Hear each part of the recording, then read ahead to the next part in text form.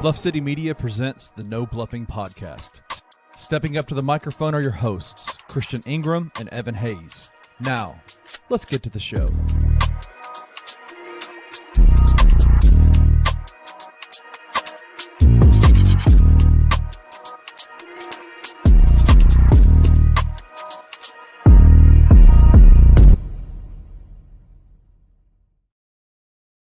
Welcome back, Grizz Nation. What it do?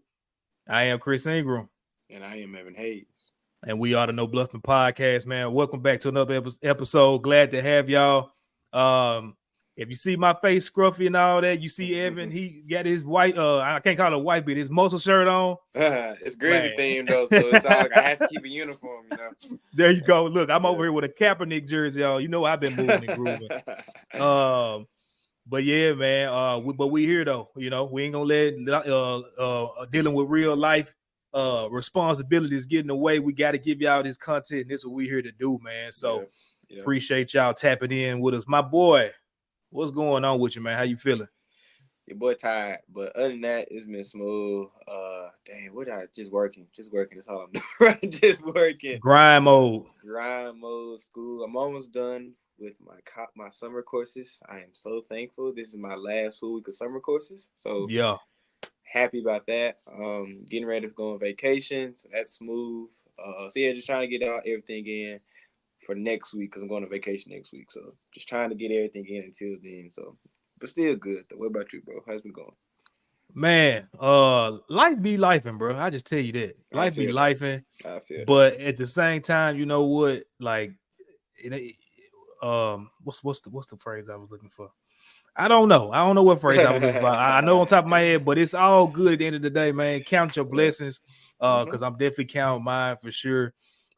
Just being in the position to be able to, do what you need to do. That's always great. Spend some time with the family this weekend. That's always good. Sure. Got some work in. It's been a weekend, man. To be honest, but no complaints over here for sure. I'm just glad to be on here. Like I said, talk a little Grizz. Today gonna probably be a little bit shorter podcast than normal. But we do got a treat for y'all. At the end, we have the Wells family, Jaylen Wells, his mom and dad, Lakeisha Wells and Fred Wells. Got a chance to talk to them. I wasn't able to get Evan on with me. We had some just with scheduling, we were trying to, get the interview in, but was able to kind of just dig deeper into Jaylen's story. If y'all haven't seen it, he had the whole family on the Anthony Sain show this past week on Wednesday, including Jaylen, but kind of got to go a little bit even deeper with the parents just to kind of, talk about Jaylen's story of how he is where he is today, and definitely interesting. I'm ready to see that walk. And if you listen to the interview, you'll know what the walk is. They'll talk about that and fill you guys in. But I'm excited for that for sure. Man, Evan, I swear to God, I had a question for you, bro. This man brain I swear playing mode right now. I had one. I said, "Oh, this is gonna be a good one. This is gonna be a good question for Evan." And then I sat there, and it's showtime. And guess what? I don't have it. I just don't. Dig deep. Think about it. Think big in your psyche of your brain. Come on, while man. Chris is thinking, I just want to shout out y'all. Last week was another good episode. Over 1.4 thousand views across Twitter and YouTube. So again, appreciate y'all for doing that. Just keep it going. Numbers has been consistently for really this whole summer. Y'all been really messing with us this whole summer. So try to keep it going with this one. Got a good interview coming. Of course, me and Chris got to do nothing, but a good interview coming with the Wells family. So yeah, shout out y'all for sure for showing all the love, support, comments, liking, all this. So just appreciate y'all. Absolutely. Man, I'm mad, bro. I'm sitting here thinking, it's going to pop in my head. If it come to me in the show, which I know it will, I'm going to go ahead and throw it out there to you, and you let me know. Wait, is it something about the Kendrick video that you did something about the Kendrick video? No, No, it wasn't that. I started to, and I was like, man, you know what? They be trying to take up our news segment every week because they be trying to spread out this stuff. So I ain't gonna talk. I'm trying to take a break from talking Kendrick, Drake, Caitlin Clark, and Bronny James. That's what I'm trying to stop talking about. Phil, that's Phil. Because they literally are dominating the news waves every week, and I'm like, bro, nope, I'm not gonna do it. Dang, what was it? I don't know. Before y'all do anything, before we get started, y'all go ahead and give us a follow on Twitter at the pod page, at the No Bluffin Pod. Those numbers are going up, as well as our personal pages. Your boy's almost at 400. It's been come on, man. Slowly but surely. I'm at 394 right at 395. y'all are getting there. Just give me the 400, then I'll stop on y'all case. And then I'm getting y'all case again when I get close to 500. So yeah. Keep messing with your boy. Keep messing with my boy Chris. Hey, you tweeting, so that's all that matter. You keep putting it out there, they gonna come. That's all that matter. That's all that matter. Well, we got some good news topics for y'all. Probably more Grizz centric news topics than anything today. Because we had some Grizz news definitely popping off this week for sure. So we're gonna talk about that to pop the No Bluffin news off. And Evan, I want to get your thoughts on this. We're gonna start off with this Grizz coaching situation, man. If you follow me on Twitter, you follow a lot of people on Twitter. But it's been a lack of information in regards to the whole Grizz coaching staff situation. Shout out to my guy Anthony saying he broke the news back in early May. Now remember this because it was 2 days before my birthday. That the coaching staff was doing basically a whole rehaul. Then you get Kelly Aiko of The Athletic comes out weeks later, almost a month later, breaking the story. But we didn't get any, specifics after that. But we do have some specifics now of what's going on with the coaching staff. Glad to know that that's cleared up. We got a new head assistant, Tomas Isalo, I believe is how you pronounce his name. I may be wrong. Don't hang me, coach. My bad. For doing that, but we got him as assistant coach. We retained Coach Anthony Carter as well as Patrick St. Andrews, and we brought on a couple of new assistants as well. Evan, just give me your first reaction to that coaching news. What you liked about it, anything that you would have changed or didn't like about it. Just overall, wrap that up with a both of me on how you feel about it finally be finalized. Well, just for everyone that didn't hear the news, we added 6 new coaches overall to our roster. To our bench, to our Taylor Jenkins coaching cabinet. And they were Joe Boland, Thomas Asalo, as Chris said, Noah LaRoche, Jason March, Eric Schmidt, and Patrick Matumbo. So when I saw the news, it was positive. It was positive. The 2 coaches that kind of stuck out to me was Jason March and, of course, Asalo, as you said. Jason March, as y'all don't know, was the head coach of the Memphis Hustle, and he has changed the culture of the Memphis Hustle since they moved over to South Haven from Iowa. And he's been nothing but a positive. He's got a lot of guys prepared. He's developed a lot of guys like Gigi Jackson and Vince Williams.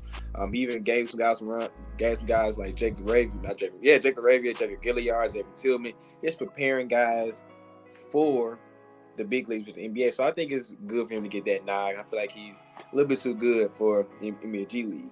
Then we're talking about Mr. Thomas Asalo. I feel like another positive overall. I like giving another international flair because where the game is progressing, that fast-paced, sharing the basketball type game. And I feel like he will revolutionize our half-court offense and bring a little bit of edge to our team, because we all know them foreign guys got a little bit of edge to them. They have their philosophy over there in Europe, So I feel like he can bring that to the team. I feel like it would be a positive. And honestly, of course, I don't know him that well, but just maybe a slick of more discipline, because those foreign coaches, they don't play. Maybe he can get in Jai and Jaren's and Gigi's, and they maybe getting their tail a little bit more. Maybe like that fire, that tail can't do it sometimes. Because I feel like every coach staff needs a yin and yang. Like if Taylor gonna be good cop, maybe Thomas will be bad cop. And I feel like that can be a positive for the team. So all the other guys like Matumbo, LaRoche, I feel like there's gonna be positives. A lot of player development guys that we brought in. I feel like it's a positive, bro. I hope this shows be a difference on the court. I feel like this is gonna motivate Terry Jenkins to up his game up, because all that there is to help Taylor Jenkins. I hope this is a positive on the court, lead to more wins, and lead to many of the deficiencies this team has had over the years, in particular our half-court offense and our defense the first half of the season. So hopefully these guys can come into and really amend those two big weaknesses and help Taylor Jenkins out in the process. So I think it was all positive overall. Yeah, man. The replacement is in. Dude, why? Replacement is in. Why are you doing it so early, bro? Hey, man, I gotta be honest, bro. He ain't even been in Memphis yet. He ain't made the city yet. You already he ain't ate a wang yet. He ain't ate a barbecue sandwich. He ain't had none of that yet. But the replacement is in. You already talking about this man from the Taylor Jenkins. Crazy. Man, let me tell you something. Why I get whatever that was just got in my mouth. Goodness gracious. You know, we live with y'all, so we got gonna get live reactions and stuff that happens. But I'll just say this, bro. I'm not gonna sit on here and beat my chest like I knew who he was. I didn't. When I first saw it, I'm like, what the hell are we doing? Like, here we go again. Mm-hmm. But that's why you got to be slow to speak, because you got to do your research before you make judgments on things. And I went down just this rabbit hole of, digging out his credentials. What has he done? What has he been doing over the last year or two? What does his resume look like? Then I go watch some videos. Then I see that, people have been calling him, this offensive guru, and he's this, he's that. Mm-hmm. And I said, you know what? Based off, and I tweeted this out yesterday. After just listening to him talk ball, bro, it's just a difference. Yeah. Like, we hear Taylor Jenkins, and it is what it is. Like, he's bolstered his staff, so hopefully we win a championship based off these moves. But I'll say this, bro, just his aura. I know this is an overused term or whatever. This dude has just head coaching aura all over him, just dripping. And the way that he talks about basketball is just different. Taylor Jenkins he can be a lot of run-on sentences of just word salad. Shout out to my boy Dez on Twitter for that. That I'd be like, what are you talking about? Nothing specific. Has to be better. I'm sorry that when you say that, that's the thing that's in my mind on the loop that he says every single time he's in a presser, and I'm tired of hearing it. But bro, it's so annoying. Like, he did it even when the introductory press conference for the new rookies. I'm just like, dude, just stop talking, bro. You talk too much, and you don't. It's no substance to it. Listening to this guy, and that's nothing. I've never heard him just break down basketball. Listen to this dude. He knows what he sees out there. He knows what he wants. And what's interesting to me too about the hire is that he's big on this. Not what I heard him talk about. He said he don't feel like a 5-out offense is like tangible. He don't believe that that's like a real thing. He said, but he wants to get as close to that as he can. And so bringing in a guy like Noah LaRoche, that he was part of a 5-out offense when he was coaching before, he was doing player development and things like that. Yeah. Those two guys, I think, are going to be very instrumental in changing the offense next year, which is great. One thing that I heard him say in the interview, he said that, you don't change your offense in the middle of the season. If it's something that you've implemented, you just try to find different ways to make it work. And I think that, it may be rough starting out because it's going to be a change for them, especially trying to integrate Zach Edey into that as well. Because as of right now, he's not like a 3-point threat, even though he's... he doesn't have a third. We ain't seen it yet. Yeah, we haven't seen it. You don't know what he's working on. We're finna see probably tomorrow. This time tomorrow, we can tonight. Yeah, well, today, yeah. when this episode comes out, we can see if he's working on it. But I see what you're saying. Yeah, so I'm excited to see that, bro. Anthony Carter, keeping him was big to me. Just seeing what he did with GG. Sure.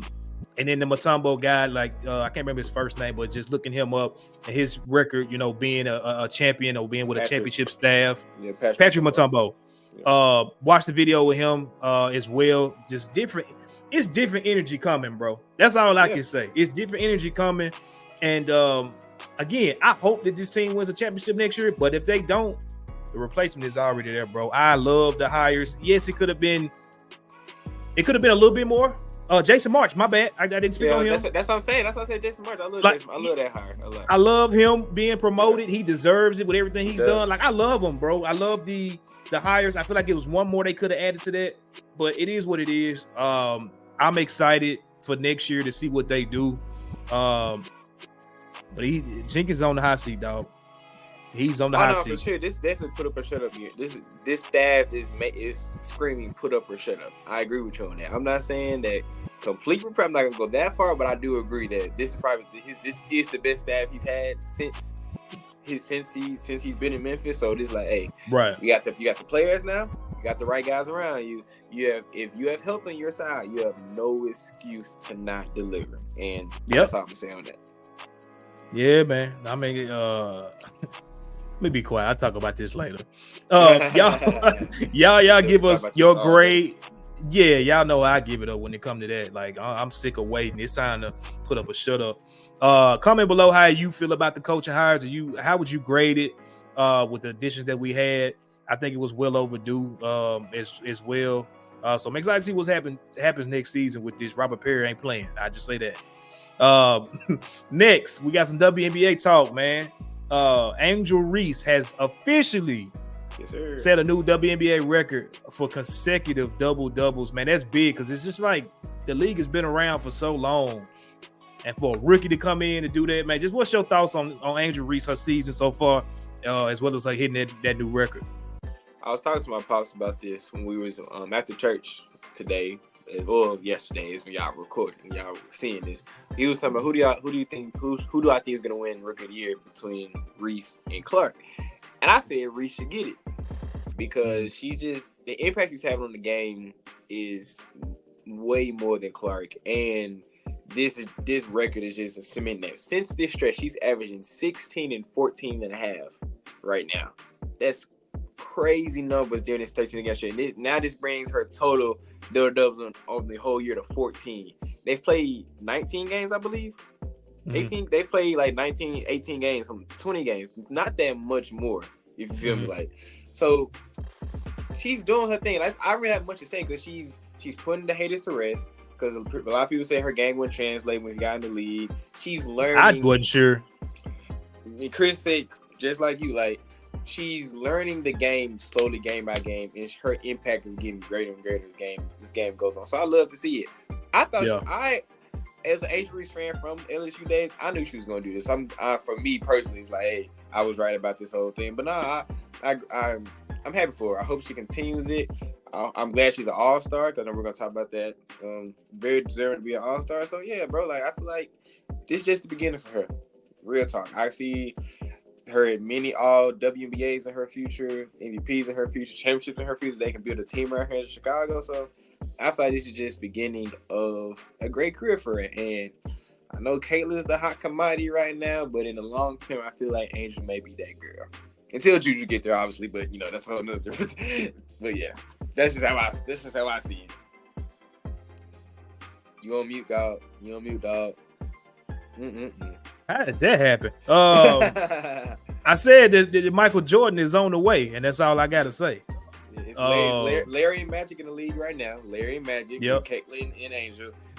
In about 2 years, Jordan finna come and take the jet up. But yeah, we can talk about Juju when she get in the league. I can't wait. Yeah, man, I was definitely one of those people that I wasn't sure that Angel's game was gonna translate at all. I'll be honest. Me and my wife had many talks about this. I just wasn't too sure, with the pace of the game, her getting around, more, I would say, polished post players in the league. Yeah. But she's doing her thing, man. I think when she gets even more comfortable down low, scoring offensively, because like right now, I don't know how she does it, bro. A lot of times with the shots she makes, like she makes a lot of just wild shots. And tough shot. She's a very tough shot maker. She is. How did that go in? And so she's doing her thing. I feel like when she gets some maybe go-to moves, like you watch Asia. When Asia gets to a certain spot on the floor, it was almost like when I used to watch Zebo. You knew what Zebo was finna do when he got in that space of the floor. Same thing with Asia. Yep. So, if she can get something like that, bro, it's a wrap. So I'm glad she's definitely picked up her production for sure. Shut the haters up. And like you said, I don't know about the Rookie of the Year. I'm going to stay out of that because I got my feelings on Caitlin as far as forcing it too much. They have picked it up as of late as well, though. Shout out to her. Just hit a triple-double the other night. So, she did. First rookie in WNBA history to do so, by the way. So great. Making history, dog. So, I seen some tweet where they were like, they're going to mess around and give them Rookie of the Years. I hate it. I hate that so much. Unless it's really deserved, and I really hate it, honestly. That's just me, though. I never like the code anything. It's one winner, bro. It can't be 2 Rookie of the Years. Yeah. Let's do it like baseball where they split the conferences. That's the only way it works out, because they split baseball at National League and American League. Unless the NBA does that, which they shouldn't do, no. Mm-hmm. 1 Rookie of the Year, 1 MVP, et cetera, et cetera. Yep. Well, y'all let us know how y'all feel about that in the comments. For sure, the last one, we got a little bit more WNBA news. Honestly, I just want to get your take on this, bro, because it's kind of weird to me. The WNBA All-Star teams were announced.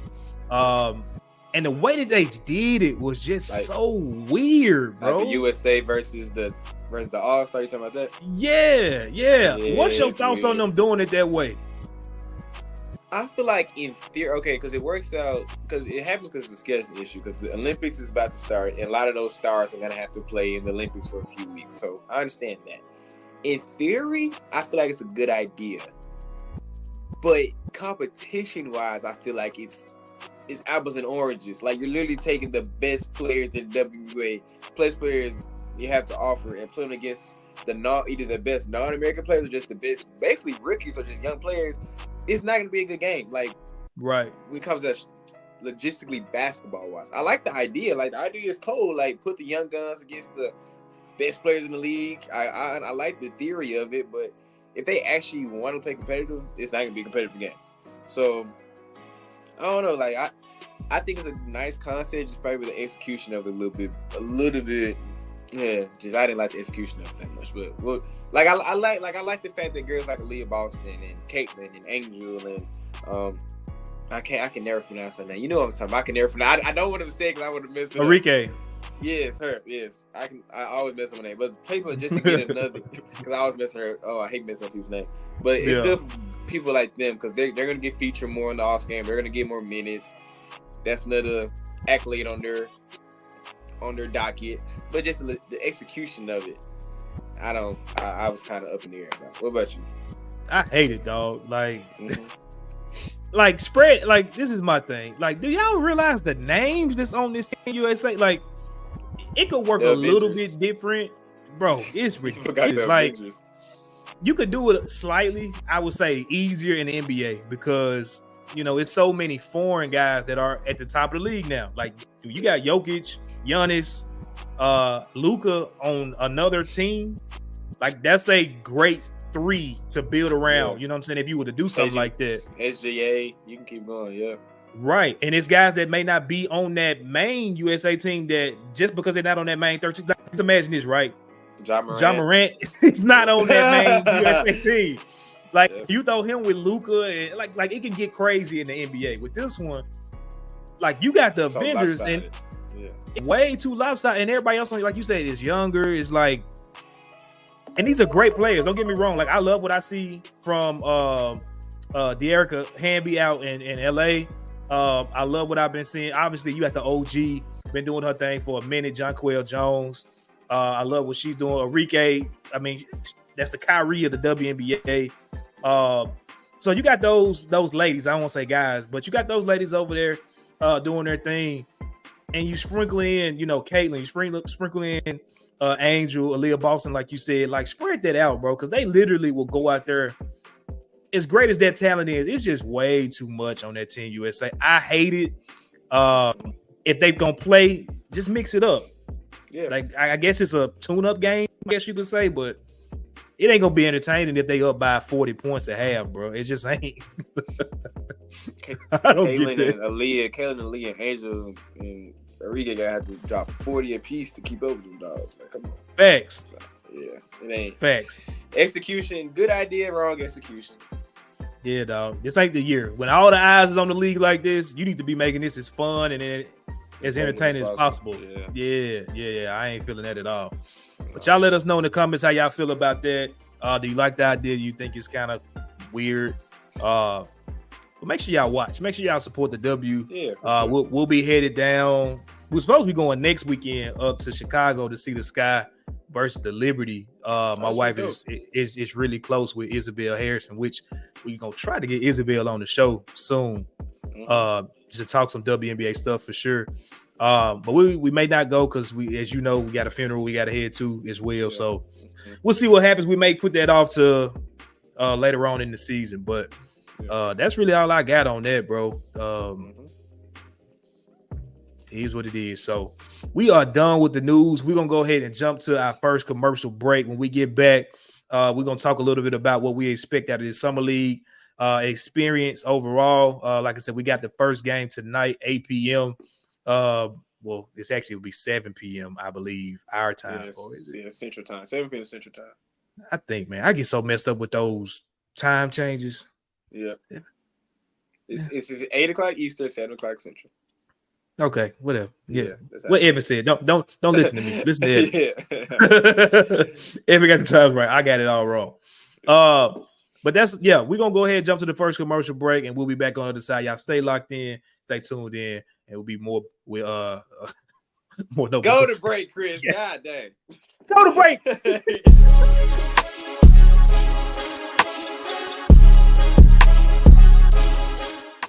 Just grew up, he doubled down. You know, I mean, a year ago he was a second-round draft pick. All he does is go back and get better, and you know, re-up was National Player of the Year, and turns himself into a top 10 pick. There seems to be kind of an inner beast within Zach that he lets out at certain times, right? There's a certain level of motivation and a kind of an inner monster in him that he's going to let out every once in a while, but when it does, it's scary. Yeah, he's got a chip on his shoulder. There's no question about it. It's a mountain. You know, I think he's been counted out a lot, and all he's continued to do is continue to ring the bell and show up. And you know, I think he keeps his receipts better than anybody. Which is, hey, I think that's going to make him fit very nicely in with Memphis, man. Because if there's anything about not only the Memphis Grizzlies but the city of Memphis as a whole, we are receipt keepers. I will say that. Yeah, he'll stay on that side. That one. Exactly. Tune in to The Anthony Sane Show, Wednesdays and Fridays at 12 p.m. weekly on the Bluff City Media YouTube channel.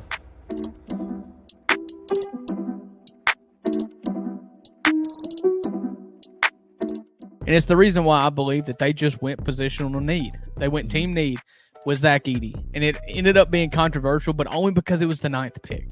If they would have made that pick at 14 and traded back and took Edey, it would not be controversial. But it's controversial because you took it at 9. And it's only controversial because nobody mocked it there, and that's all we look at is mock drafts.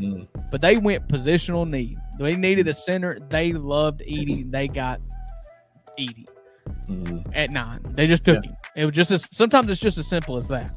Yeah. So, but what that allows them to, I think it's a vote of confidence in Brandon Clark too. Yeah. Tune in to the $2 Sports Show with Rusty Witten and Drew Gann every Friday at 3 p.m. only on the Bluff City Media YouTube channel.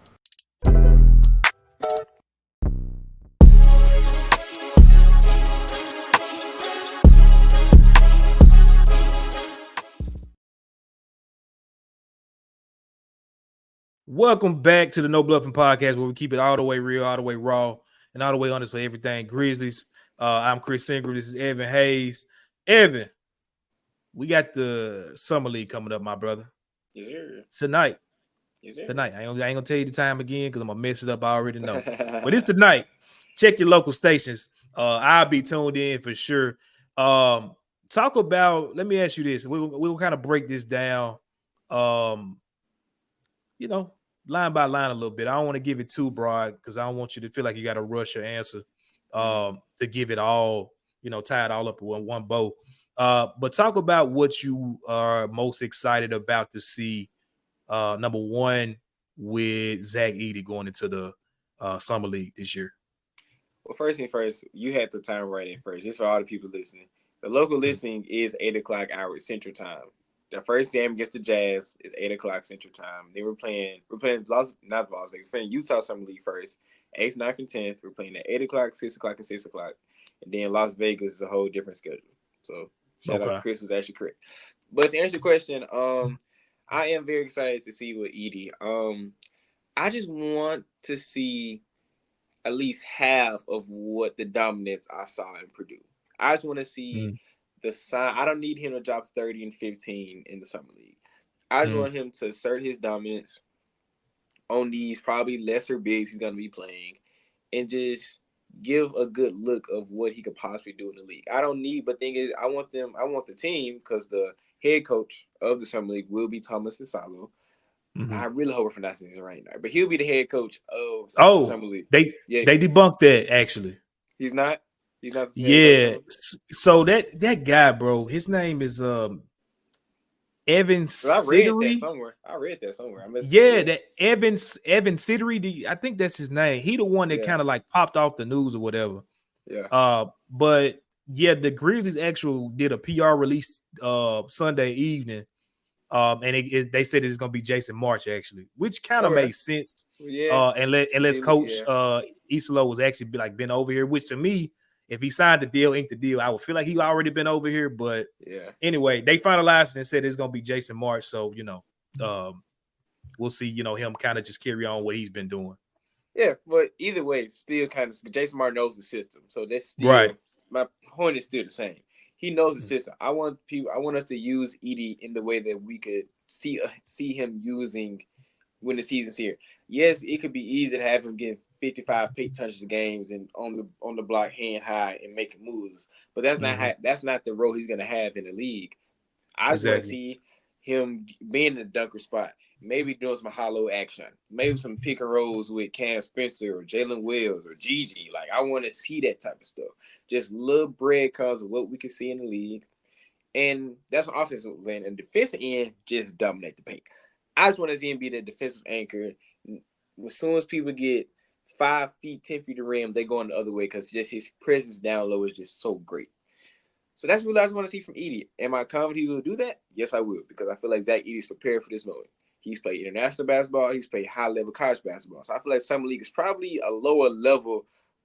I don't want to discount Summer League, but it's probably from what he's used to. Right. He's not from what he's used to. Yeah, the stage is probably. So I feel like he's going to adjust in a great way. I don't think lives will be too bright for him. I feel like we also have a very good team. We also have a very talented Summer League team, too. So he's going to be playing with a lot of these guys in the league when the season starts. So just see, I kind of vibes with the guys, Yeah. So that's what I want to see for Edey, and I feel like he will exceed expectations in Utah and in Las Vegas. Yeah, if I had to bet, I may lose it, but I don't care. I don't know if they do MVP for the Utah Summer League, but I know they do one for Vegas, I believe. Yeah, they do one for Vegas. I don't think they do it for Utah. I don't know if it's gonna be actually on the FanDuel bet. It should.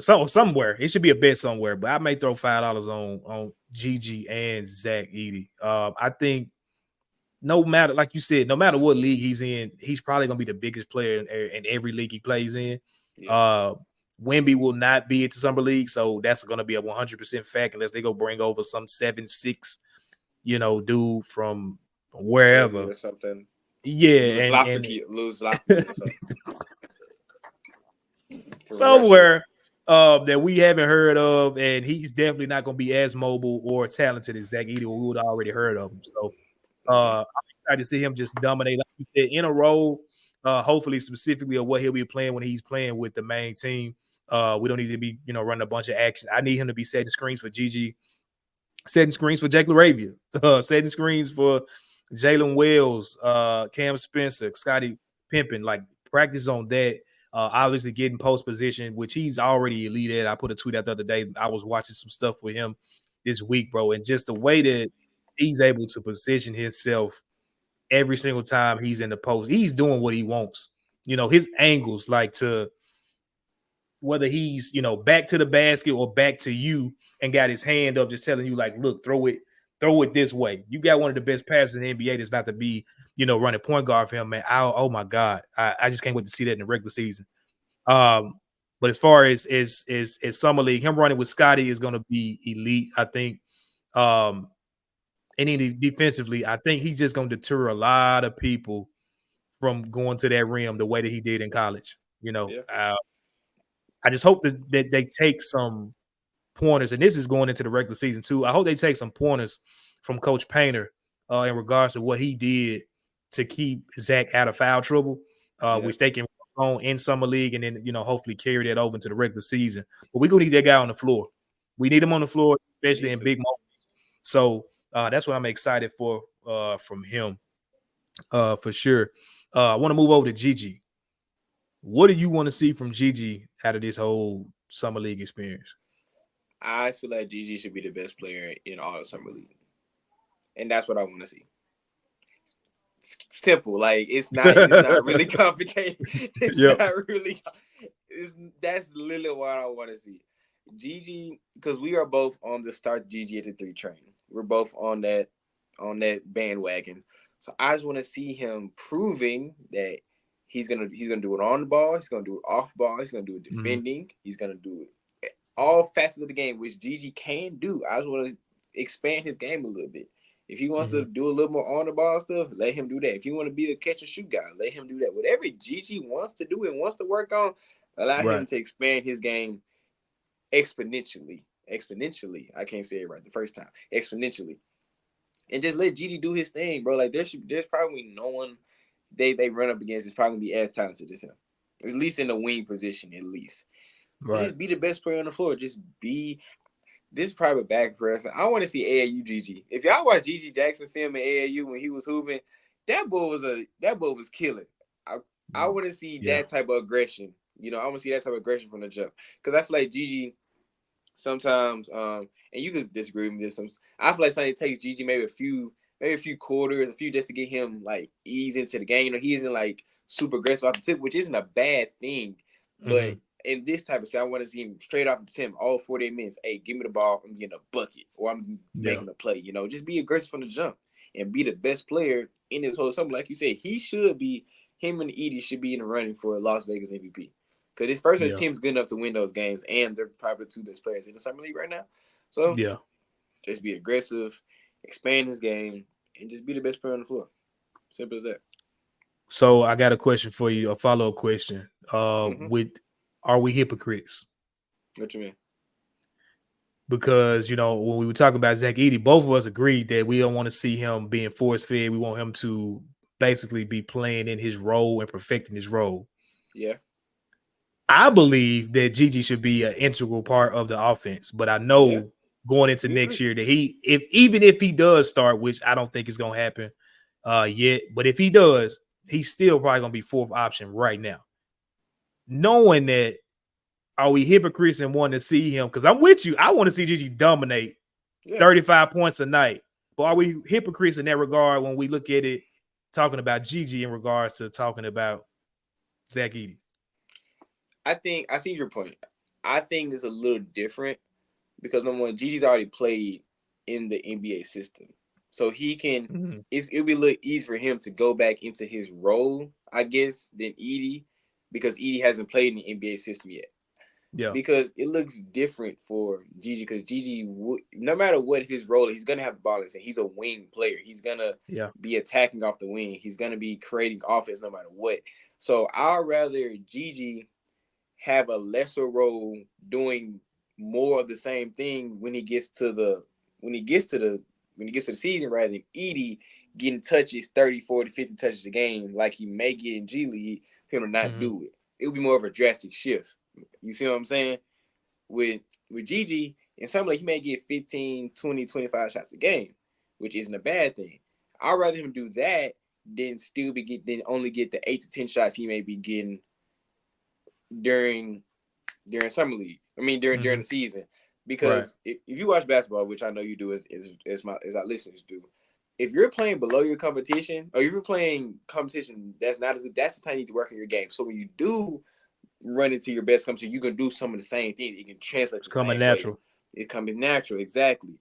That's why I don't think we are. I see your point. That's why I don't think we are hypocrites, because it's better for Gigi to do the same things he's gonna do, just on a greater level. So when he runs against all the best wings in the West, he can do some of the same things. So the only thing he's beginning is less shots, but he'll still be efficient in getting those shots. Right. That's why I want to see Gigi do the same thing. Yeah. If I am a hypocrite, I don't give a damn. I'll be a hypocrite. I don't care, bro. I don't care. I like I said, I want to see him dominate. It would be dope as hell though if they develop some type of 2-man game in the summer league.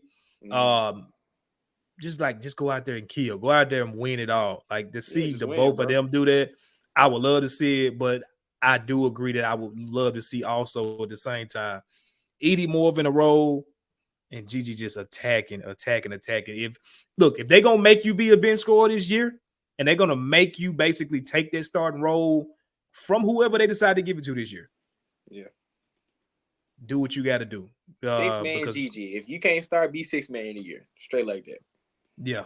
Do what you got to do. But I know, like I've said, by the end of year 3, it needs to be him starting. I'm sorry. I don't care who they bring in. It needs to be his role for sure.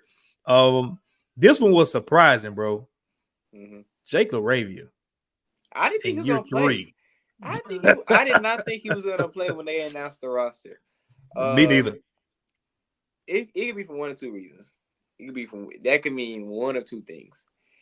Either that could mean the front office really just they believe in him, so they want him to get even more reps with the ball in his hands, with some guys he can be somewhat of a leader towards those guys. They've been in the system. Well, he's been in the system teaching either that, or they tired of him like, hey, this your last show. You better dominate here, or you finna get put up in a deal.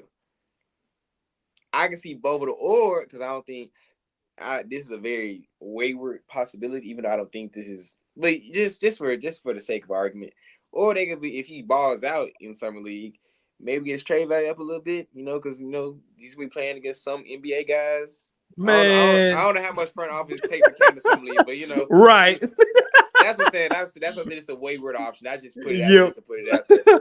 But really, the main two options are what I said. Either they can really believe him, they hey, get your reps up. We really want you to be that maybe 8th, 9th guy off the bench to really give us a punch, or you tripping, you finna get out of here if you don't dominate. Because you remember this is like a soup. It's not maybe the same connection. But you remember when D'Lo played in the summer league like his second or third year, because the Lakers wanted him to be that leader on the team. Yeah, it could be that type of thing, or it could be like, hey, this your last shot. You finna get traded. So that's how I see it. I don't know what to expect from Lavery because I don't want Lavery on this team in the first place. I don't want him here. I've been adamant. I don't think he's at least for this team. He may be good to play on other teams, but on the Memphis Grizzlies, no. So I don't know how to feel about LaRavia being on the team, bro. I really don't. I didn't think he was gonna play. I thought they could have gave that to somebody else, but what can you do? I think it's more so the first one, like you said. Not saying I agree with it at all because I don't, but I think it's more so they actually do value Jake. It was some accounts that came out, said some stuff on Twitter that, you get, sometimes you got to take, a lot of times you got to take what you read on Twitter with a grain of salt for sure. But it was some rumblings about, some words being said that Jake LaRavia is untouchable. It's no way on God's green earth that Jake LaRavia of all people is untouchable on his team. If somebody called right now for him, he's out of here. You're just not getting those calls. I'm sorry, you're not. I don't think it's a trade value thing at all because, like you said, you got to take what happens in summer league with a grain of salt. Kenneth Lofton went out there and dominated, and you see he's struggling to keep an NBA job for whatever the reason may be, which I kind of got a feeling. But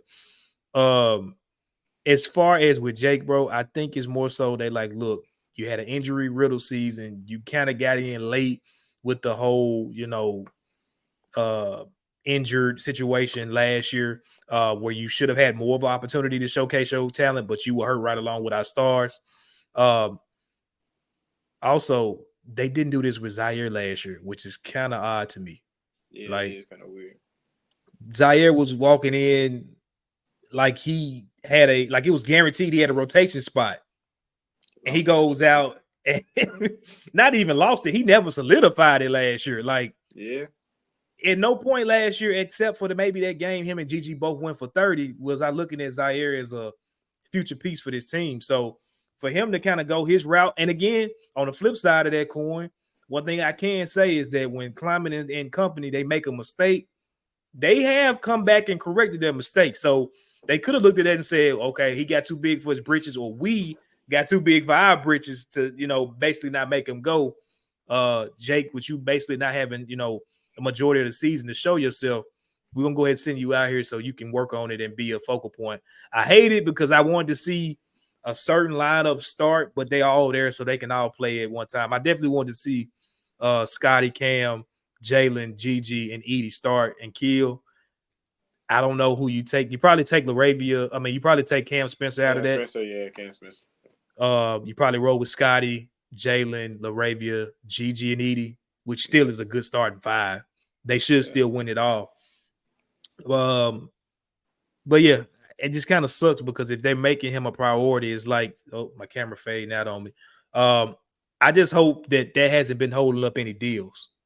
That's my thing. Hope not. Yeah. If we find that out, then I might have to come on here and crash out on the front office. Ain't gonna hold you. The evisceration of Zach Kleiman on live television, or live music, whatever you want to call it. But now, like, I get what you're saying. I really hope that's not, because this Luke situation, if y'all didn't know, I just released an article for Bluff City Media on the Luke Kennard situation. So if y'all haven't read it, go read that.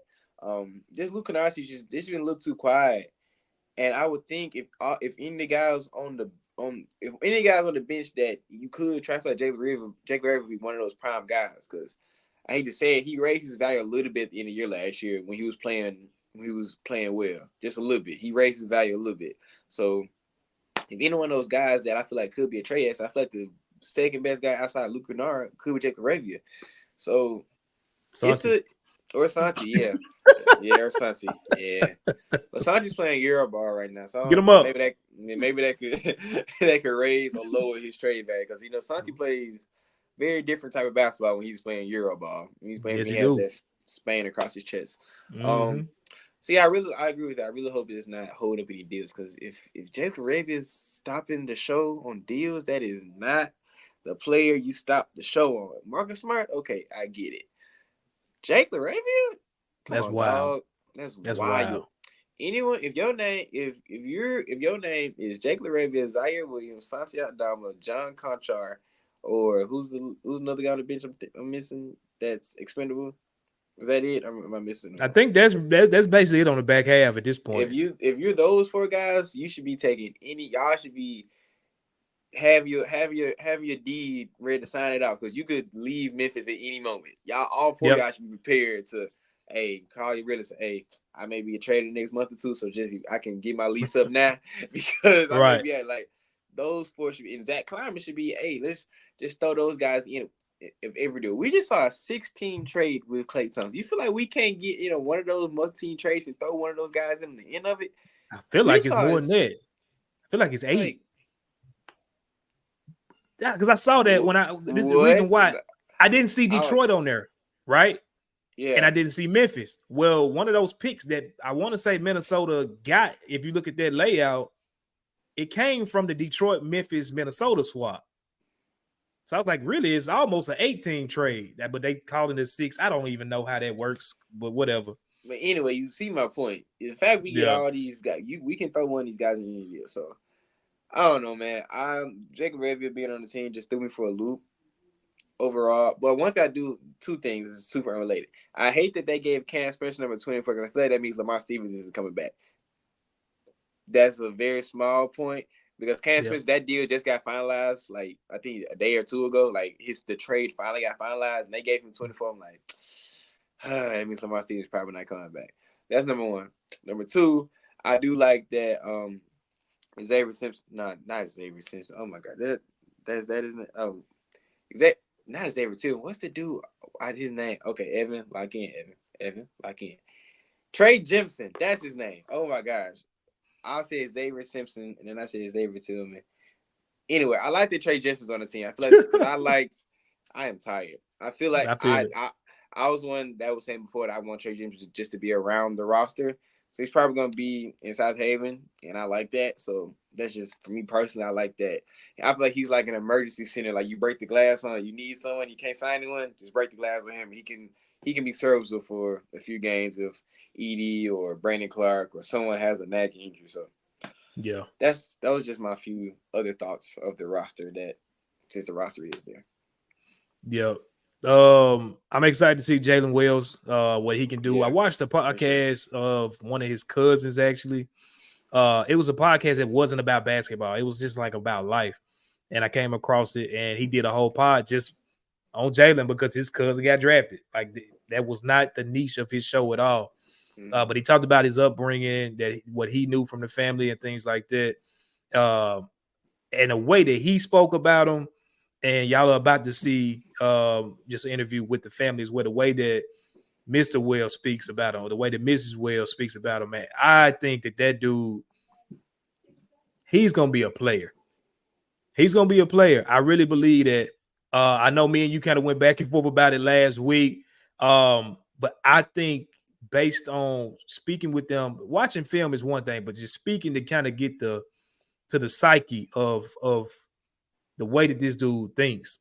He hates losing, number one.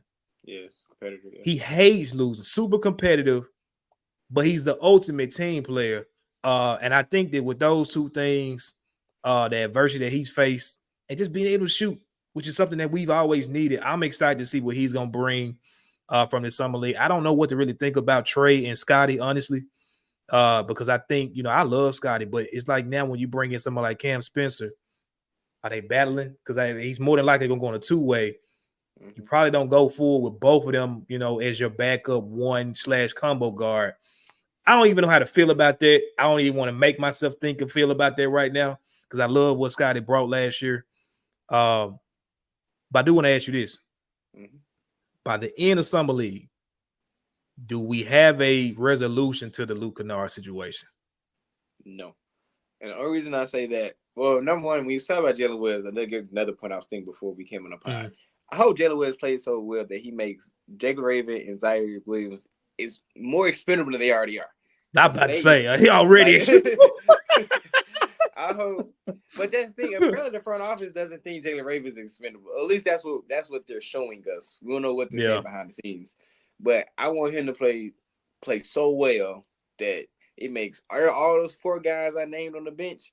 Because if he plays well, all those four guys, just know you have any of those guys around because they're all wings and he does better things than all of those guys.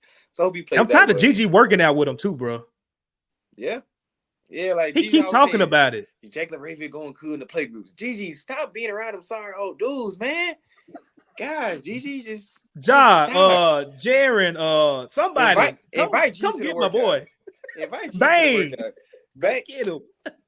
Please invite Gigi to the workout. He's good enough. He's good. I know sometimes they be high on their teams where the starters work out with the starters and the bench players. No, Gigi good enough, bro. Let him hang with y'all. I know he's younger. I know that. It's all good. Let him work out with y'all. Please. Like Gigi was talking about.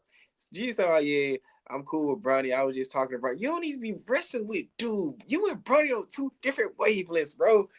That could be your friend. Don't work out with Bronny. Don't work out with nobody. Y'all on two different wavelengths, my guy. Gregory Jackson. Please doing stop. Yeah, anyway, get away from Jay. Get away from Jay. Get away from Zach. Get away from Zaire. All them boys. I know you and Zaire got y'all little Dragon Ball. Kamehameha. Y'all can do that.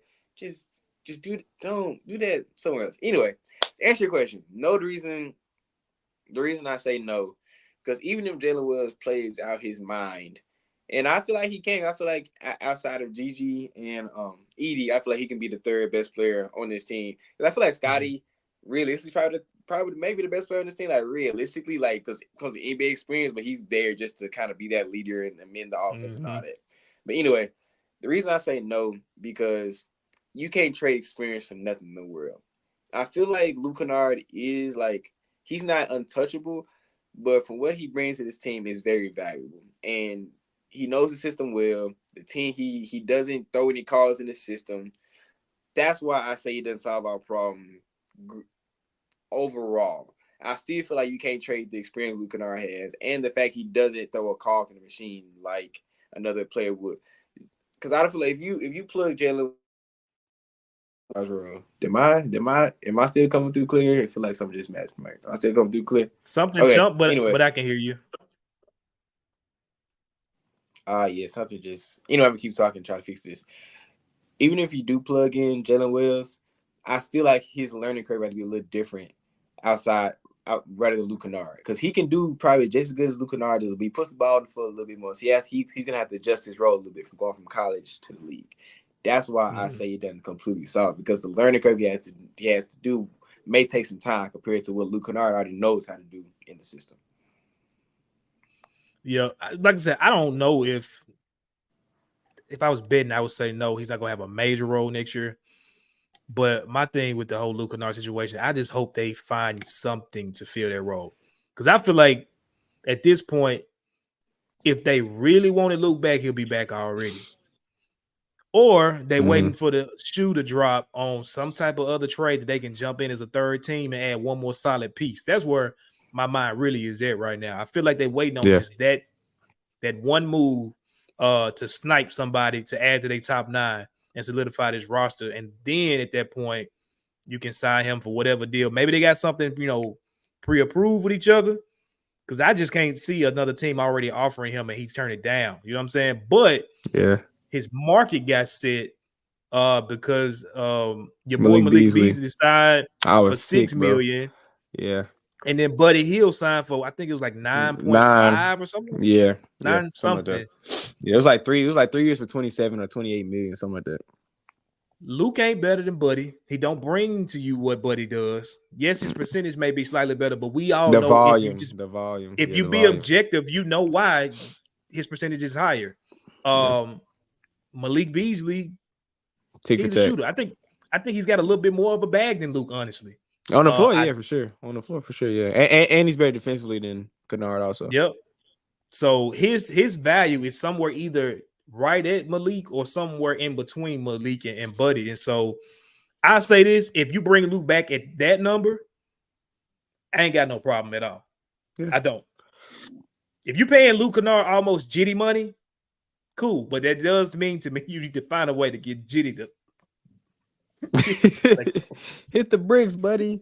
Yeah, you gotta get some of these slow dudes off the roster off the back half and stop paying them 4-year guaranteed deals before they show you exactly who they are. That was crazy.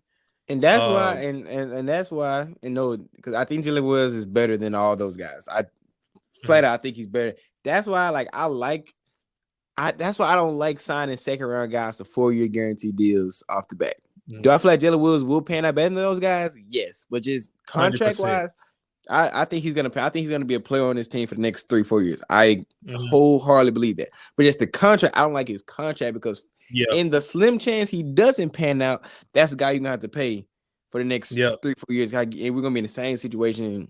Like we just got Keenan Chandler off our books. You understand that, right? Or maybe we have one more. He's still on there. Yeah, we got one more year. We got 2 more after this season. He was a rookie last year. No, he was a rookie a year before last. Wait, hold up. No, I thought he was 21-22. I thought Keenan Chandler was 21-22 because he was the backup point guard. Nah, because Tyus was the backup point guard. Yeah, no. Yeah. So Keenan Chandler, we still paying Keenan Chandler for the next 2 years. So exactly my point. So why don't lock up guys, especially second round guys for 4? Like Zach Giddey, yes, lock him up. That's understandable. But don't lock up a second round guy for 4 years. Like, and we know what Cam Spencer did. His deal hasn't even been his deal been finalized, but we don't know what his contract. He may get 3-4 years too. Right. I don't think that's a good business practice. If you're Zach Kleiman, you're the Perra family. I don't know. I don't like that. But it's nothing about Wells as a player. I feel like he's a great player, but you talking about in general for second round. You talking about him specifically. Yeah, just for second round player, I don't have, because I know Jaylen got 4 years, $7.9 million, I believe. Like great value contract money wise, because I feel he's gonna outplay that contract. But generally, that's not a good contract for a second round guy. Yeah, and that's the only reason why I ain't too like I'm with you 100% on that. The second round for I'm almost with you with a draft pick, period. Like, second round to me, like, it's first round bust. You know what I'm saying? That you stuck, and you stuck at a higher number with them. Yeah. At least with Jaylen, I think it's like 1.9 a year or something like that. Yeah, so 1.9. Let me stop saying Jaylen. I'm saying 2 second round picks is only like 2. But like what you saying is 100% true. I'm with that 100%. It makes sense because paying Kennedy Chandler to basically go play for other teams is crazy. He on another team right now. I think Utah. I think he's on Utah Summer League team. Yeah. Him and Kendrick Davis. It's crazy, right? Y'all couldn't bring Kendrick Davis back, but y'all, you know, I'm not gonna get on that because I would love to see Kendrick. I'm leaving it alone. I'm gonna leave it alone because I would love to see Kendrick Davis play. No, let's go there, man. Why the hell y'all go and sign a 5'8" Japanese point guard and you got Kendrick Davis, 6'1" conference player of the year ass out there want to come back and play for the organization? What is happening, bro? Oh my god! Why do they have a fetish with 5'8" dudes? You're right. I can't even say nothing. I was so mad when I saw that Kendrick Davis got on another team. I was like, he's right there. He's right there. He loves Memphis. Nah, for real though. Like he loves, he's expressed greatly how much he loves to see them. How we brought him in and he felt like he was at home for the 1 year he was there. Yep. Bro. Oh, bro. And he played good last year with Golden State Summer League. He played great, bro. Like he played. Yeah. I'm surprised they didn't call him up. Honestly, I'm surprised the Warriors didn't call him up for a few games. Like, bro. Like, okay, you signed DJ Jeffries again because every year we try to bring at least one Memphis guy. That's not the Memphis guy you bring. That's I understand. Wrong one. I understand Memphis. We love that bringing Memphis guys. I know Joe Jackson a bunch of years ago was on our Summer League team, and we like to bring these guys on. Yeah, Joe Jackson. He was on our Summer League team. Like, that's a crazy pool. I know in my back of my mind, that's a crazy pool. I know. Joe Jackson was my favorite Memphis guard, and when he was on the team, I thought that was the best thing ever. But yeah, that's the GOAT. We have a trend of doing it. Shout out White Station Legend, if y'all know. But that's a trend. But that's not the Memphis guy you bring to the Summer League team. That's not the one. I hope because I get it. DJ Draper. He's not gonna make the team. He's how DJ Stephens was when they brought DJ Stephens on the Summer League team. He actually made the roster, but they kept bringing him on and resigning him and cutting him and all that. Same thing with DJ Jeffries. Bro, it's not the right one. It was a perfectly good Kendrick Davis right there. Bring K-Dot back to the Grizzlies, man. Bring it back to Memphis, bro. Like, please. I'm sorry. That made me mad when I saw that, bro. It made me so mad. It made me leave it alone. It made me so mad, bro. I'll leave it alone. Yeah, just stop signing 5'8" dudes, y'all. That makes absolutely no sense. That's how we got on the Summer League stuff. Obviously, we'll come back next week and kind of give you our review of the first week wrapping up. But I'm excited for tonight for sure. Got my dial set. Y'all should too. And tap in with us and let us know, how y'all feel once the actual games get to going. And you get to see. Don't be quick to judge though, because I'll say this. Y'all know Khalil Ware was one of my favorite center prospects in the whole draft. He played like crap the first night. And then last night he came back with almost a 30-point double-double. Don't be like I said earlier in the show. Don't be so quick to speak. If he don't perform, don't go crazy. But if he go out there and dominate, you're damn right I'm gonna go out there and go crazy on social media. I'm sorry. Again, I'm a hypocrite. I don't care. Call me what you want. I don't care.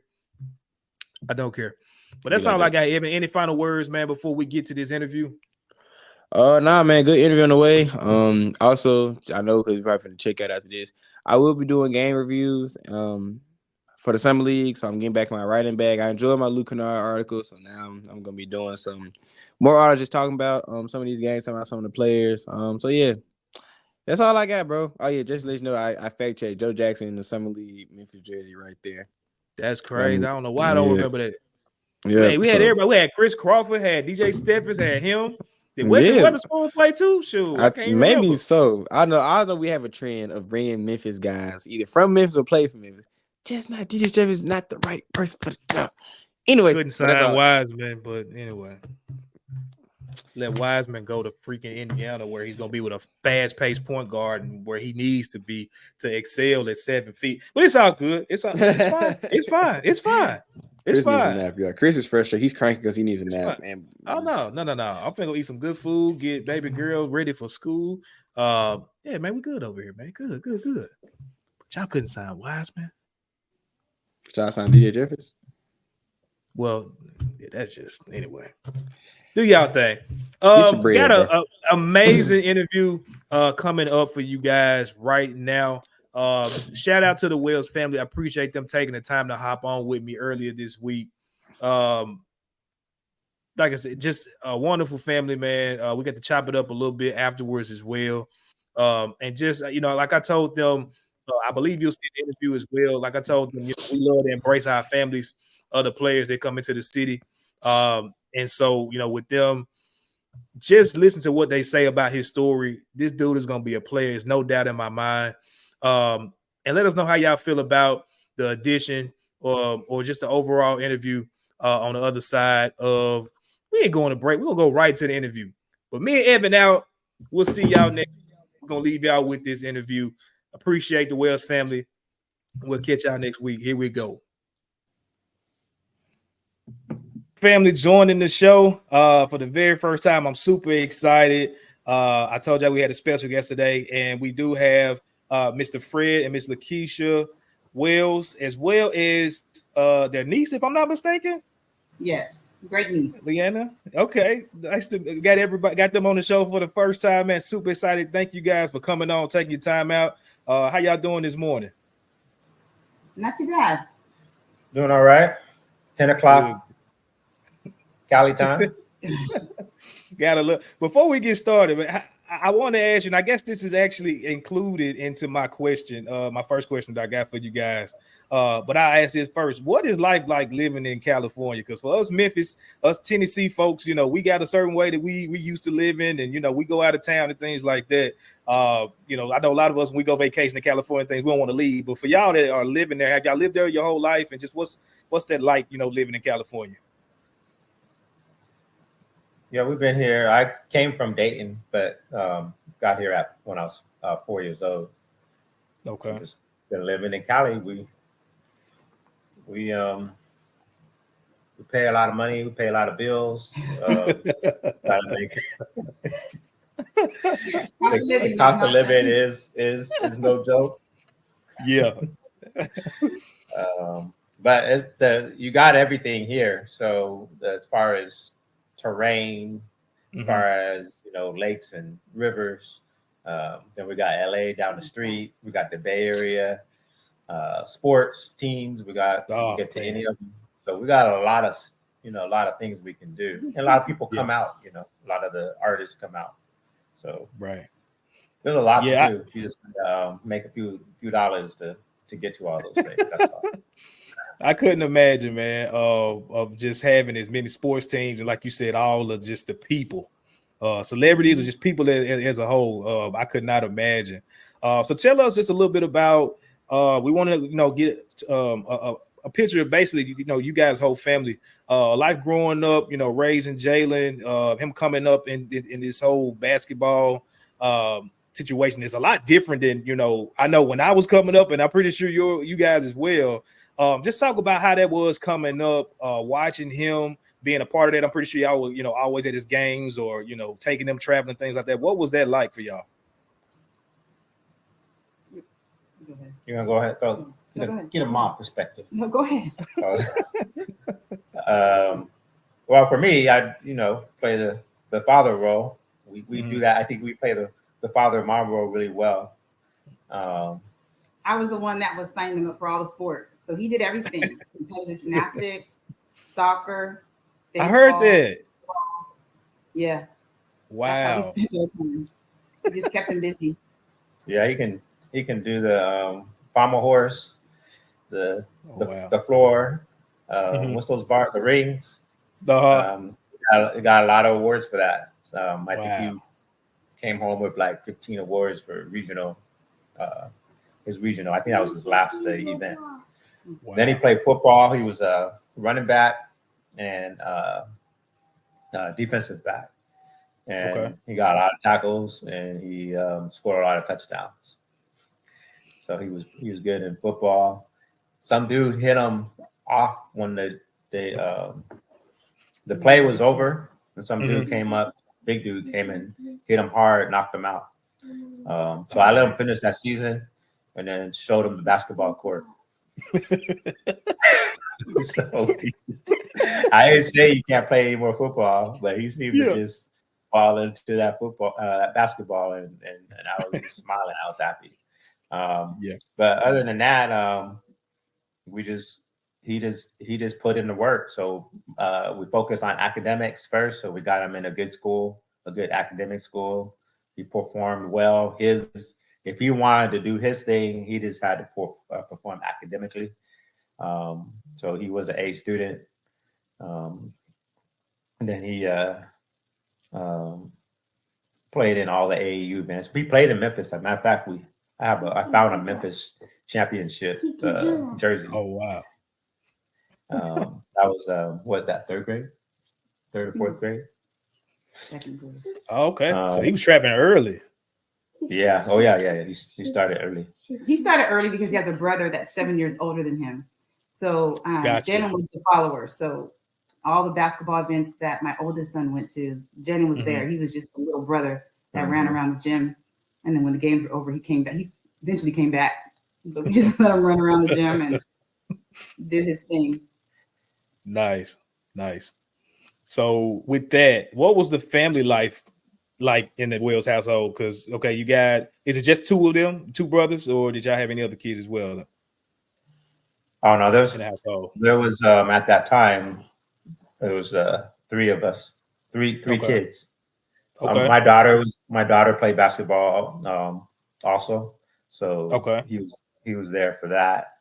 DeAndre, his 27-year-old brother, he was a star. He went all the way to D1 also. Full scholarship, and then Jaylen followed up behind that. Gotcha. So basketball. Okay.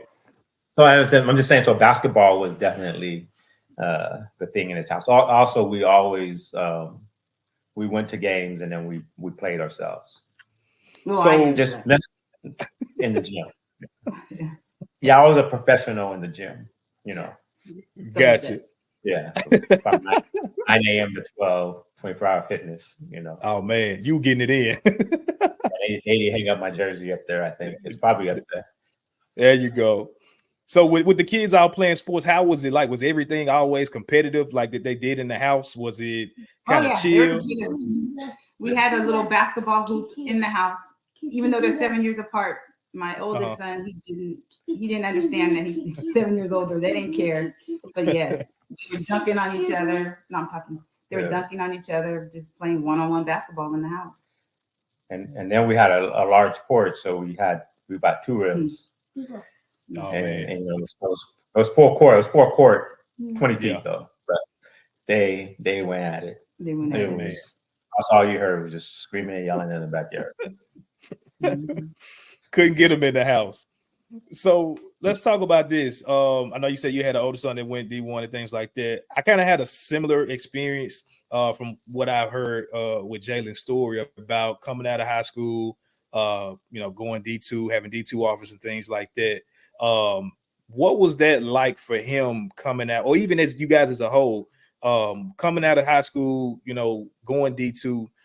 Because for me personally, at the time, and this is before the portal and NIL and things like that, I was nervous to go D2. I went to a point where I got these offers, but I'll just go ahead and go straight to D1. I walk on and I believe in myself, try to do that. But this is a little bit different because now you can go in, put your time in. Like I watched his interview with Anthony Sang, talked about, having the film where even with his group sending it off, you can get the eyes on you really at any level at this point if you have talent. What was that like, that decision to say, we're going to go ahead and go D2 and we'll just kind of figure it out from there? What was that like? Well, he didn't get a lot of D1 offers. Everyone was telling me, wait for D1, wait for D1, wait for D1. I said, no, you love basketball, right? So let's go play. Right. So what we did say was that if they'll find you. If you're good, they'll find you. So we went to so we took the D2. There was like three main D2 teams. And so we took Sonoma. And then that guy, the coach there, embraced it already, because Jaylen went in with scoring 28 points a game. They named him 30. I mean, that's what the teams called him, just Just let him get his 30 in high school. In high school, yeah. When he was in Folsom, they just said, just let him get his 30. They tried all kinds of things. They tried to double him. They did it. They did everything they could. Finally, they just said, just let him score his 30, and we'll stop the rest of the team. So he went to Sonoma. He just put him in right away. So he was driving to the basket. That was his early thing, just attacking the basket. So he was actually a better mid-range and attacking the basket than he was a three-point shooter. Matter of fact, by the end of his first year, they thought he couldn't shoot threes. Really? Yeah. So where'd they come from? Like, was it something he decided to work on that summer, or like how did that happen? He was a three-point shooter. He was known here as a three-point shooter. Yeah. Gotcha. AAU, yes. But he just added to his game. Yeah. And then he probably was like, oh, this is fun. This is better than standing in the corner shooting a three. I can go to the hole. Gotcha. Yeah. In the AAU circuit, certain people who picked him up wanted him to shoot threes. And then other AAU circuit, he was the man. So he was the point guard, and they wanted him to drive and attack. So he learned the whole game. When he went to Sonoma, that coach wanted him to drive and attack.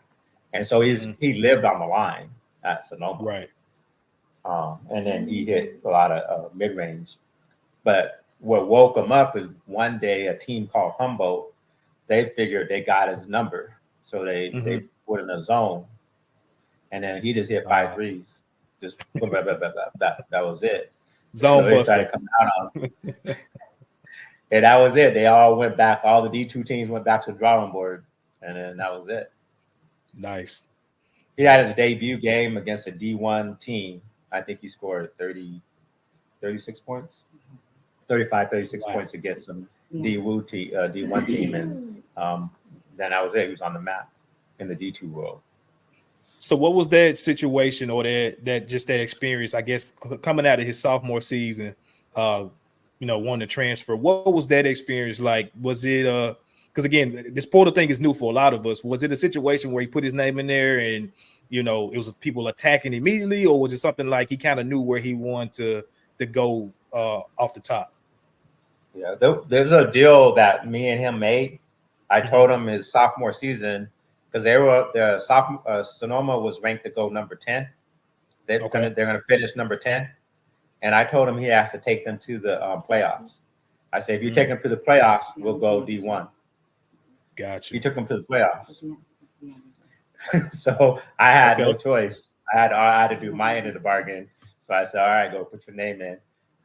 And then that was it. The people started calling forever. We got all kinds of.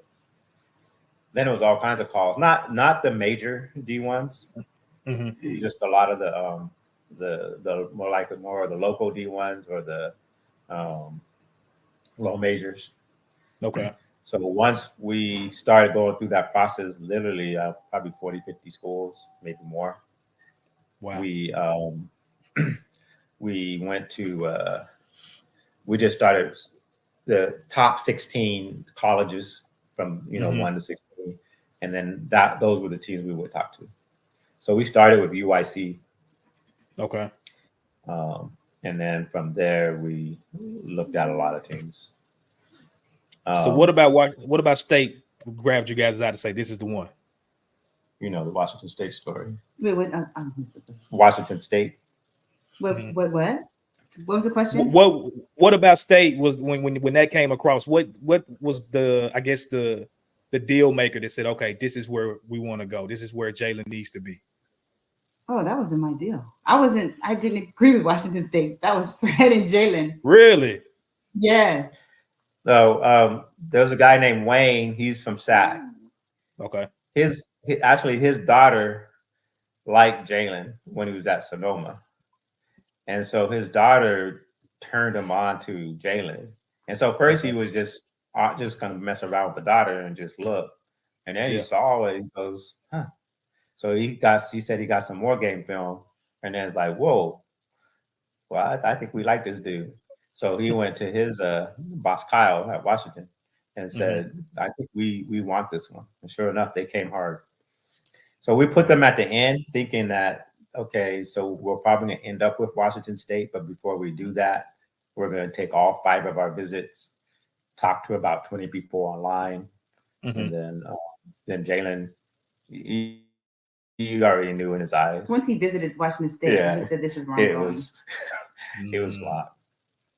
Nice. So he was locked in. Good choice. In the end, yes, good choice in the end. Although it worked out. What was your first choice, Lakeisha? What was your first choice?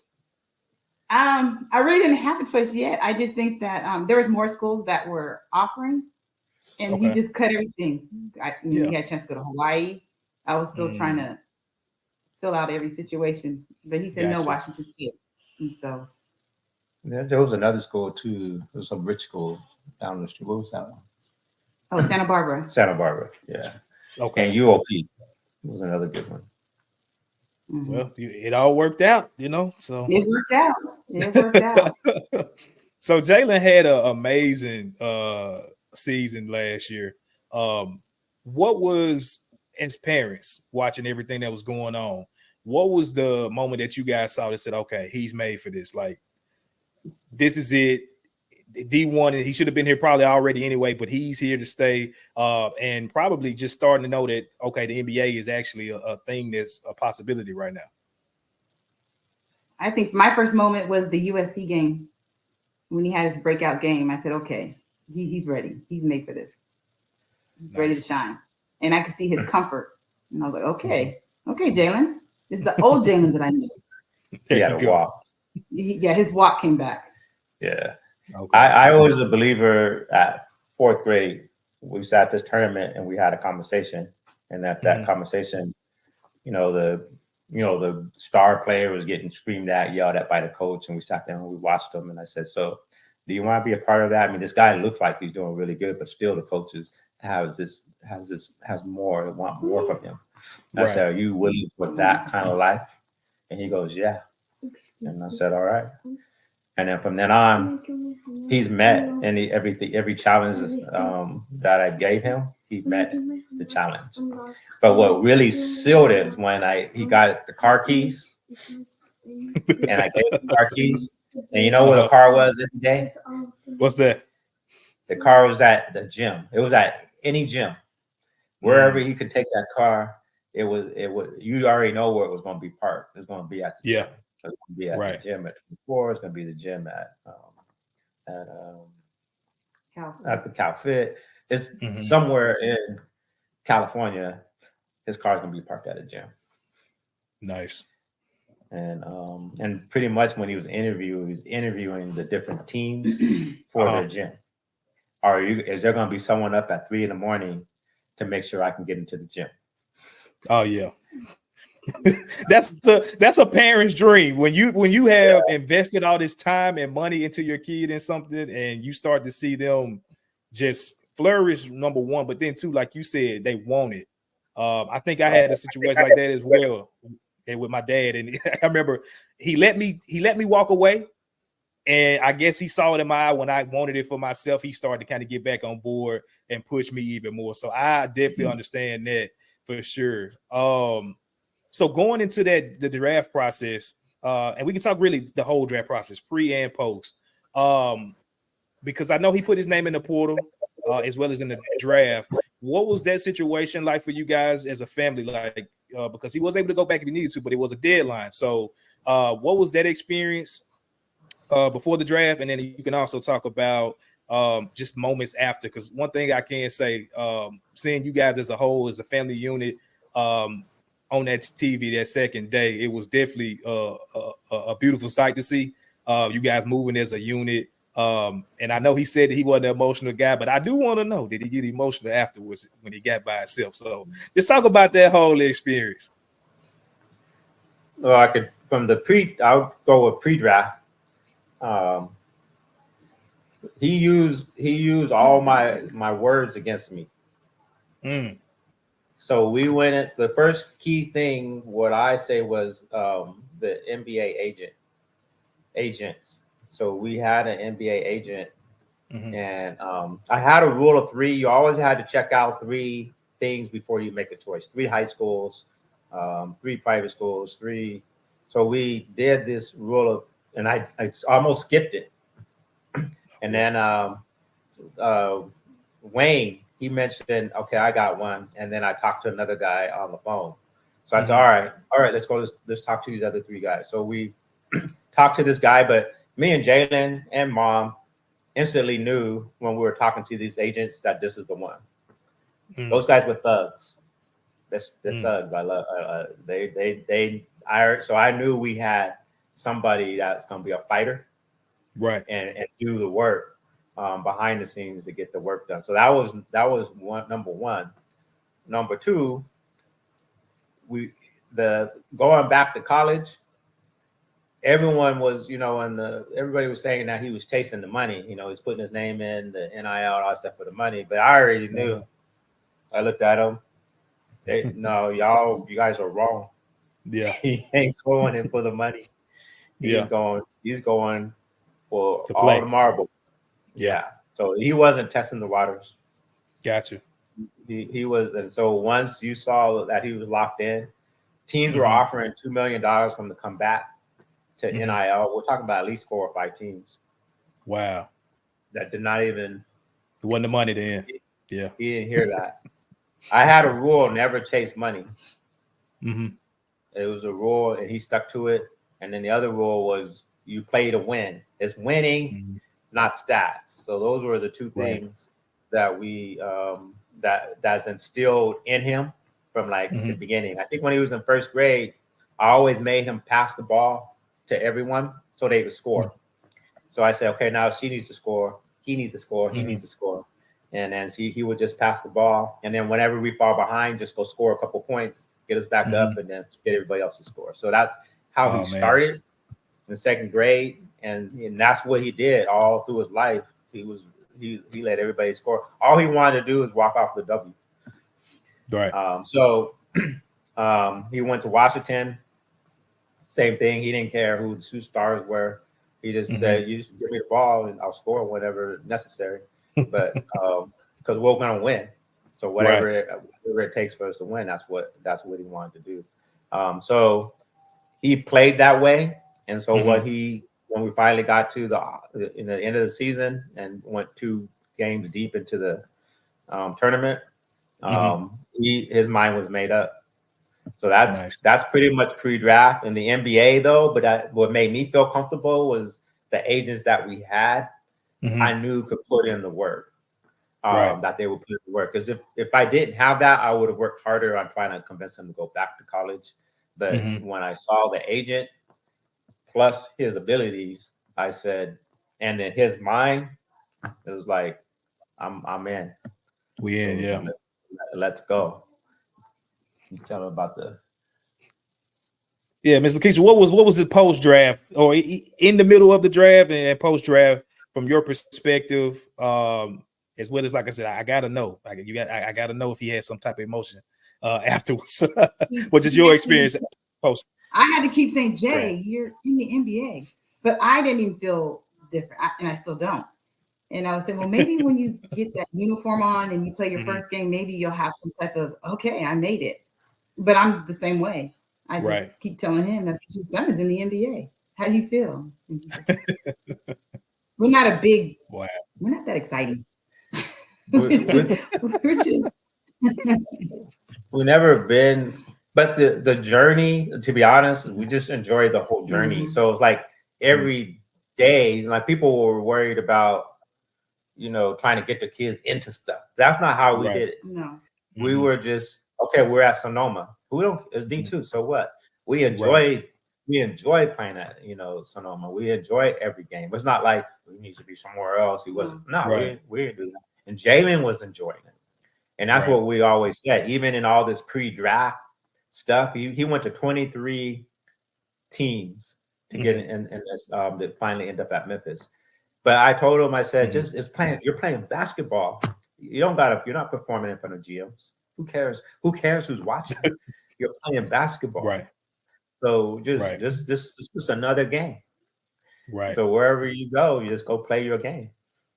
And so that's what. And then shortly, the last 5 games, he just nailed it. So that's pretty much the traffic. So for us, that's what it is. Jaylen will find a game, something he hears open run, he's gone. As soon as we ended up here, we came back from this pre-draft thing. He didn't come in the house. Really? We already have 2 friends outside. Yeah, he's gone. Waiting to pick him up. Go play basketball. Wow. He came, went to watch some games, came back, threw something in his mouth, and was back out to the gym. Go work out. I don't think did he ever stay here? No, just asleep. Wow. So he's I don't think it hasn't hit him yet. It just hasn't. He's been doing. Yeah. Not ready. He's still just being Jaylen, man. Being Jaylen. I love to hear this. His NBA agent said on Sunday, you have to stay home. They said they're gonna put out guards to make sure he didn't sneak out. Oh man. They said you gotta rest someday, Jaylen. You gotta rest. Oh man. That's an amazing story to hear because you see it so much.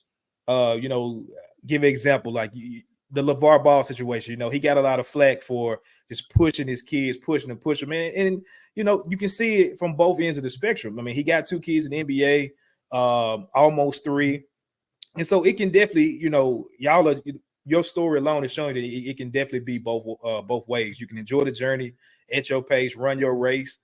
Or, if you want to go gun-ho, balls to the walls, that can work out in certain situations. But just hearing the way that you guys supported him and you kind of let him lead it, that's an amazing story to hear for sure. I want to ask you this. You don't have to, whichever one that you want to choose. Either a best, worst, or embarrassing basketball story about Jaylen. Either one is yours. No pressure to be the embarrassing one. I want to have him watching this and be like, why y'all tell that to the world? Do y'all have anyone you want to share? My best is when for me, I'm gonna go with best because when he had that best, you could see it in his eyes and life changed, and it started at Folsom. So it was a tournament.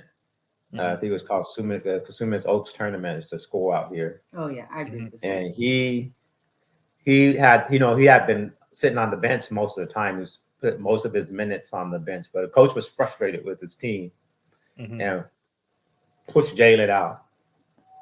And Jaylen scored, I don't know, maybe 40 points. I don't know how many, a lot. He just went off. He wasn't going back to the bench. Yeah, and he won the MVP award. He had the people standing, and we won the tournament, the whole thing, and never saw the bench again. Became a superstar that day. Never looked back, and you could see that all the work, all the stuff, and we hung into the team because everyone else is saying jump ship, leave. You guys should leave. Right. But we hung in there. We stayed with them. We believed in the coach. We trust the coach. And we trust the process. And it just all came together that one game. And then that was it. And so that was for me, that's the game I always think about from there on out. And then at Sonoma, when he took them to the playoffs, it was the second thing. He's walking up. He was sad because they lost. And this man walked up. He's an AD of some school in LA. And he goes, man, I was watching your game. And so I look up. And score was this, and then I look up again, and you scored. You only had 4. Then I look up, and you just put points on the board. I don't know how. He says you're going far in this game. He says you're a good player, and he said it like that, a black man, and he was so impressed. So so he walked off. He was down, head down, his head was back up, and he was over it just from that one conversation. And then I think that just changed his whole mentality here on out. Yeah. So that was, for me, that was the best. I don't know if she got an embarrassing. She usually remembers embarrassing stuff. But there wasn't any embarrassing stuff. There wasn't really nothing. Okay. You might have been embarrassed by me. Yeah, as far as shame, no. Well, let's talk about the one that he was embarrassed by you. That's what we want to hear. That too. I used to get. The refs were not my friends. I let them know. They all knew who I was when I walked in the gym. I said, "Oh God." Oh man.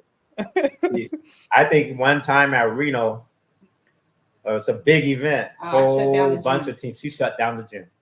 Oh, they had to stop all the games and reconvene, have conversations with parents, have a conversation with the refs, and how they're going to have to. And it wasn't the refs; it was actually the crowd. Jaylen was scoring, and so they had a problem with him, and I just couldn't sit there any longer. And it's just like, wow. So. But to be honest, since she started at college, she's been home. She's not the same. No. She don't mess with refs the same no more. No. Yeah. Well, I don't know now. When y'all get to Memphis and start watching these games, and we get back close to the playoffs, and Jaylen in there doing his thing, man. And you got T. Moran on one side, and you got Lil Boosie on one side. You got all these other people. I don't know now. Yeah, and hanging with our people. Wild. Yeah, it might get her going. Yeah. It's an experience. Trust me. Y'all sit close enough. Yeah, they'll hear it for sure. Is it anything? I guess just with this whole situation, looking at the Grizzlies, and him being drafted by the Grizzlies, and we'll end it here. Just you guys' thoughts about the team, him ingratiating himself into that. Because I'll say this, we recorded our last show that dropped on this past Monday, or last Monday when this is coming out. And one thing that I said is that the Grizzlies as a whole, I've been a lifelong fan of this team, grew up in it, been a season ticket holder before. Like I bleed blue. And so one thing I can say is that we've always, when you talk about Jaylen coming up, sounds to me, and from what I saw, the guy can be a professional scorer. And that's one role that we have just been itching to fill. Just you guys' thoughts on his impact, his role, with this team going forward, basically on this, what we want to look at as a championship run. He's coming in basically at the beginning of that. What do you guys see in him being, a part of this team that we have going forward? Well, one thing Jaylen has no ego, so he'll go in learning from the mentors. So he'll see the people ahead and start. But eventually he's ready to go take them. Take over the next spot in his mind. Right. But the point is he understands I gotta grow, and then he's gonna have a walk, and then when he has that walk, that's when we know that he's it's here. Game but time. He knows he's growing. He feels he belongs. It's here, and he's gonna love his teammates. His teammates, he's a team player. He's born team. He just knows he's gonna have to perform when it's his turn. Right. He needs to be ready to do his part, whatever it is, whether it's gonna be on the defensive end, whether it's gonna be knocking down them shots, whatever it is. He's not gonna like losing. Right. Love to hear that. So that I think in that case he's gonna fit. And since I've been in, I was hanging out with Jeremiah, one of the NBA drivers. I liked him. I liked every interaction I had so far being in Memphis. So just in a few moments, I talk a lot. So I talked to a lot of people already. And I enjoy it. So I almost think again, we just fell into the right place. Because I enjoyed Sonoma. I enjoyed when we went to Washington. I didn't think I would enjoy Sonoma, but I did. And then when I went to Washington, enjoyed that, enjoyed the people, enjoyed the fans.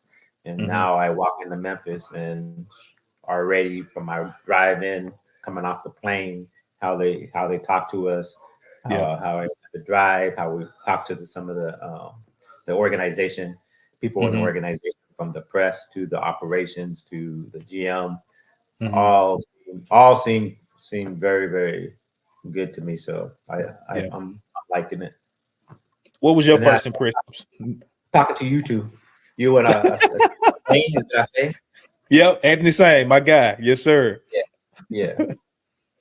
Yep. Mr. Keys, what was your first? They're very welcoming. I mean, you didn't want for nothing. Mm-hmm. Everything was smooth. I felt comfortable. Yeah. Like I could leave him there. I'm fine. He's okay. Yeah, that's good to hear. Like I told you guys, like I told y'all before we recorded, man. You know, we definitely embrace the families that come in, like they were, you know, like you guys are our own. You know, we look out. You know, we just accept families that come in. They always say, if you embrace Memphis, Memphis will embrace you. And as a basketball city, you know, I don't know if Memphis was on that list trying to get him in the transfer portal, but boy, we could have used him. I'll just say that. But we're a basketball city. We love our hoopers, but like I said, we love the families as well. And so we're glad to have you guys. If you guys need anything, you know, obviously you got some friends over here at Bluff City Media you can always reach out to for anything going on in the city, things like that. But we glad to have you guys for sure. And that's really all I had for y'all today. I know I went a little bit over than what we probably needed to, but just learning Jaylen's story, you guys' story as well, it's definitely refreshing to hear for sure. So before we get out of here, y'all got any last words y'all want to let the people of Memphis know before we get out of here? No, Treat them good. That's all I got to say. Treat them good. Well, she coming for y'all. Right. We'll be finding the food spots. So yeah. So I heard there's food, so we'll take our time and make our way around. Yeah. You can eat. That's for sure, man. Memphis, we're gonna feed you well. All right. And hey, is there a 24-hour fitness out there? Oh, we got all that. We got fitness. If you got a lot of food like we got, Mr. Wells, you got to have somewhere to run that off. So right. We got some gyms for sure. One of the best y'all may really enjoy. Check it out when y'all get back in. It's Lifetime Fitness. It just kind of, to me, it gives you just that. And y'all probably got it out there too. Man, it just gives you that feeling of like you in some type of paradise when you go work out. So that's probably one of the better ones. But we got all type of 24-hour fitness, Lifetime. What's the other? There's a couple of ones out there. We'll get you right. We got you. All right. Yeah. Absolutely. Well, this is the Wells family. We appreciate y'all joining the show for sure. My co-host Evan wasn't able to make it. But we're like I said, glad you guys were able to take some time out to just, like I said, introduce yourself, learn more about you. And I know we'll see a lot more of you guys soon. So I can just give you guys a big salute and welcome to Memphis. We appreciate y'all time. Thank you. All right. Appreciate it. Thank you for listening to this episode of the No Bluffing podcast. If you enjoyed this episode, like and subscribe to Bluff City Media's YouTube page. For comprehensive coverage of all things Memphis sports, head over to www.bluffcitymedia.co and find out how you can become an insider. We will see you back here next week.